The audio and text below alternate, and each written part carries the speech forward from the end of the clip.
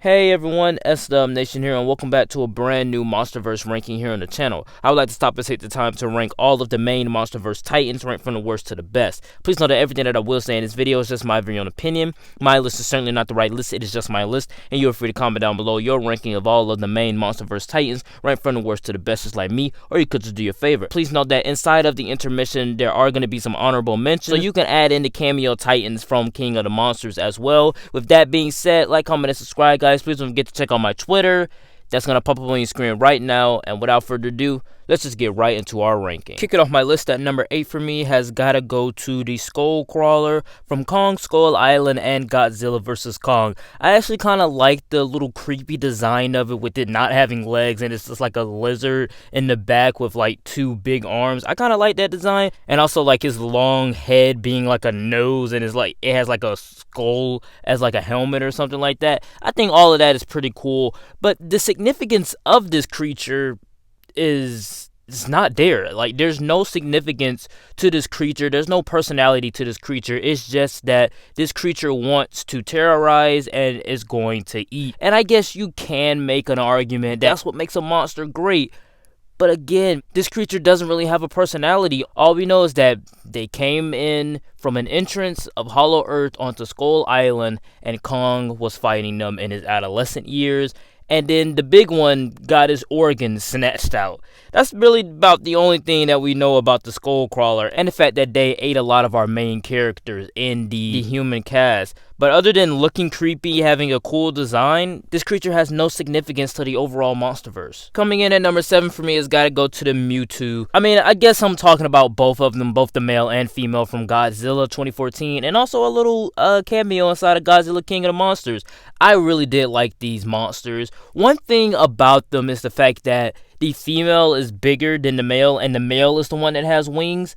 I found that to actually be pretty interesting, so I kind of like that little detail. You know, it's great to, you know, switch it up a little bit. I think the overall design of the Mewtwo's, the sound design is pretty great. So I think everything going on with the Mewtwo's on the exterior is pretty good. And also a little bit of their motives. Even though they don't speak, we know clearly what they're trying to do. They want to reproduce and plant their babies all around the world, so then they can have another line of Mewtwo's running around. But I just think that these worked for Godzilla 2014 because they were just monsters to terrorize, to have monster mayhem inside of the mix. We really never get to see what the Mewtwo's actually do, except for that climax of the film, and that's even a time when Godzilla gets to show off his skills. So I think that the Mewtwo's, they have a great design, they have great sound design, and I love their little call to each other, the little mating call. But after the first Godzilla, they really had no significance. Coming in at number 6 for me has got to go to Rodan from Godzilla King of the Monsters. I mean, Rodan is just such a cool monster. Can we just like point that out here? Like, he's just such a cool monster. And honestly, this monster has no significance on the overall Monsterverse as well. But I like his role inside of King of the Monsters. He has a nice presence. The fact that he just awakens out of a volcano and then he just attacks King Ghidorah head on. This monster is actually one of the most terrifying ones because once he opens up his wings and you see that huge wingspan above you and he's just flying at high speeds, buildings are getting destroyed, it's windy so people are dying in the process. I just think that this monster has a great design, great abilities, and makes me feel like he has a mind of his own. And actually, I think that he works great as like a royal advisor to the king in general, King Ghidorah or Godzilla himself. And with that being said, he kind of reminds me a lot of Zazu. Kicking off my top 5 list has got to go to MechaGodzilla. Now, this monster actually has a huge presence inside of Godzilla vs. Kong, even though it doesn't really come into play until the climax of the film. It's just so cool just seeing Godzilla getting mollywopped, though you do feel very sorry for this giant lizard that just defeated, you know, my big monkey friend. It's just so cool seeing MechaGodzilla just destroy Godzilla, throwing him inside of buildings and just doing a little spinny punch, and then he beat Godzilla with his atomic breath. I just thought all of that was pretty great. And the fact that Godzilla vs. Kong perfectly showed that human life has no impact on this film at all, so we could just have MechaGodzilla throwing Godzilla through buildings, crushing him through buildings, smashing buildings on top of him. We can have all of that done and we don't have to care about the humans this time. And I just think that you add in that little detail, that small little detail about them not caring about humans, MechaGodzilla going crazy on Kong and Godzilla worked for me. And obviously, it showed that MechaGodzilla is a threat and can hold his own against Kong and the king of all monsters, Godzilla. I also like how MechaGodzilla came to be, but I don't like the way that they powered him with using Ghidorah's head bones as a power core, and also the fact that this feels a little bit too advanced in technology than where we were inside of 2019 and also 2014 Godzilla. We're moving into the honorable mentions. Please don't forget to check out the links in the description. And without further ado, let's just move right into our honorable mentions. At number 8, I have the Leaf Wing from Kong Skull Island. At number 7, I have the Mire Squid from Kong Skull Island. At number 6, I have Scylla from Godzilla King of the Monsters. Kicking off my top 5 list, I have Spore Mantis from Kong Skull Island. At number 4, I have Skur Buffalo from Kong Skull Island. Kicking off my top 3 list has got to go to Mother Long Legs from Kong Skull Island.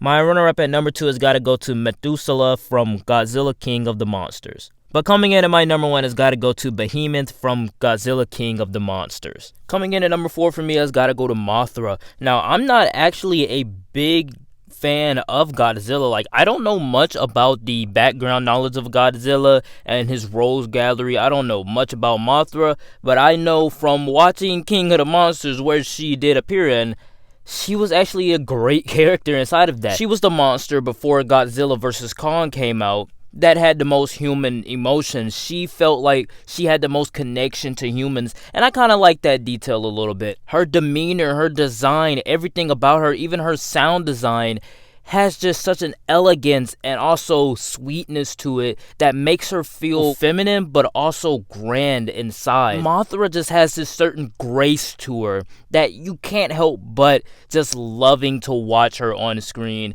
And she does have a big part to play in that fight between Godzilla and Ghidorah, because she's the one that got exploded to pixie dust, and then Godzilla became thermonuclear Godzilla. So thanks to Mothra, he saved the day and became king of all the monsters. But in my mind, I still see Mothra as the queen of all monsters, and she carries herself as such. Kicking off my top 3 list has got to go to King Ghidorah. I know he's not king anymore, and I know he's no longer alive, but I just love the name King Ghidorah. King Ghidorah just has a nice roll off the tongueness to it. But I mean, what else can I say about this monster that has not been said? He is a formidable foe against Godzilla.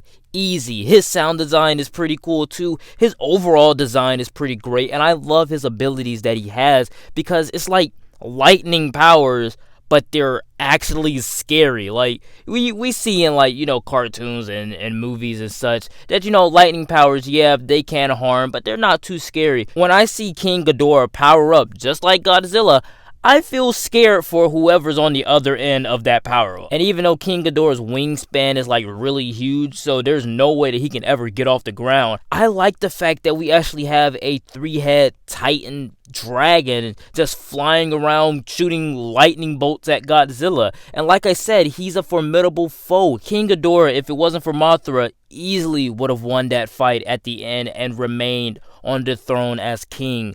But I just don't have anything else to say about it, because King Ghidorah just has a scary, huge presence inside of King of the Monsters that you just can't help but loving the character and wanting to see him more on screen. And also, one of my favorite shots ever is when he's inside of Rodan's volcano with his wings spanned out with the cross in front of it, symbolizing Satan basically rising from hell. And I just think that all of that thematically, maybe I'm reading too much into it, I find that to be pretty great. My runner-up at number 2 has got to go to Kong. Now, even though I was Team Kong for Godzilla vs. Kong, I just felt like, as that movie being more of a Kong movie than a Godzilla and Kong movie, I kind of felt a little bit disappointed with the outcome of what happened with the fight. Obviously, Kong lost. I have no big deal with that, but it's still kind of disappointing when the whole movie was focused on Kong. You get on the side of Kong, and then he loses to Godzilla. But one thing that I really do like about Kong is his fighting style. He's very raw. I love to watch Kong fight. I would rather watch him fight than Godzilla. I just think that Kong as a character has a little bit more emotion than both Godzilla and Mothra, mainly because he is kind of like a primate. He is kind of like us because we originated from monkeys, so we have those same human expressions, just like Kong has those same human expressions. He has the most personality out of all the Titans because he has the same personality as most humans. I love the fact that inside of Godzilla vs. Kong, they gave him a little bit more backstory to him. And just Kong as a character is just so fascinating because he's not just some big Titan monster that just wants to terrorize and do monster mayhem and just eat people. He's actually a character. I think above Mothra and King Ghidorah, he is the most intelligent Titan that we have on this list. Kong as a character works a lot because we can actually get emotionally attached to him because he has so much human expressions and human mannerisms that it feels like he's just like us and he's one of our own. He has the agility, he has the intellect, he has the humanity, and I think that he's a pretty great character. But if it wasn't for the outcome of Godzilla vs. Kong, I think this guy would be at number 1. But coming in at my number 1 has got to go to the king of all monsters himself, Godzilla. Now, I was not a big fan of Godzilla. I didn't even see King of the Monsters when it came out. And I remember when that movie came out. It was huge. It was around Endgame time, Aladdin, Toy Story 4 time. I remember that whole little summer blockbuster season, which was a whole lot of fun. But I skipped King of the Monsters. And then the Godzilla vs. Kong trailer came out. And then before the movie premiered, I went back to watch all 3 Monsterverse films in preparation. And I just fell in love with the Godzilla character. Even though the first movie didn't show Godzilla that much, his presence, his feel, the atmosphere, the stomping, his roar, all of that gave a chilling feeling down your spine because you feel as though Godzilla is coming. Even when he's doing the whole intimidation display, even though that probably would have been more effective inside of the theater, I still felt like, oh my god, Godzilla is here, and you guys should be scared. Kong may have more personality, more intellect, more agility, but I think that Godzilla just breathes the name cool because he has abilities. Like, he actually has powers. He has a tail. He can just pry open another monster's mouth and just throw atomic breath down their throat. He can also become a nuclear burning Godzilla. Like, who even thought of that? That shouldn't even be possible inside of a movie, but in a movie named Godzilla King of the Monsters, where he's literally fighting other titans for the position of king, there was no way that that could not have happened. One thing about Godzilla is that, yes, his brain is smaller than Kong's. He still has a mind of his own. You can still see the personality a little bit in his eyes. Kong works better as just a character. I think that Godzilla works better as the character, as the monster, as the threat, as the hero. His presence just elevates every scene, every film. So Godzilla, the king of all monsters, has to come in at number 1. Alright guys, that was it for the ranking. Please note that everything that I did say in this video was just my very own opinion. My list was certainly not the right list. It was just my list. And you are free to comment down below your ranking of all of the Monsterverse Titans, right from the worst to the best, just like me. Or you could just do your favorite. Please don't forget to check out that Twitter that's going to pop up on your screen right now. Please don't forget to check out that playlist up above for all the Monsterverse content that I have on my channel. Like, comment, and subscribe, guys. And I will see you all next time. Peace.